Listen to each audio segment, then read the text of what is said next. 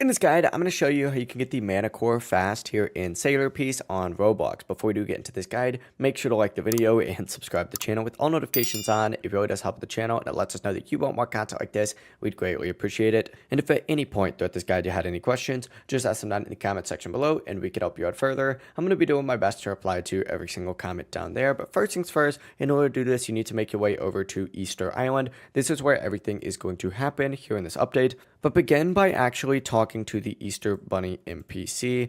Once you spawn in at the portal, if you just make your way straight and take a right, you'll see the Easter Bunny NPC right here. Interact with them and complete the 7 hidden egg quest around the map. This is not a requirement, but it does speed up the process a little bit, so it is worth doing.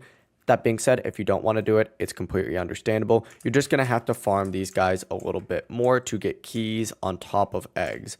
Usually when you farm these guys, you get one of two things. You're either going to get Easter eggs. For example, we have 80 of those right now, or you may also get something like an Easter key, which we have 47 of.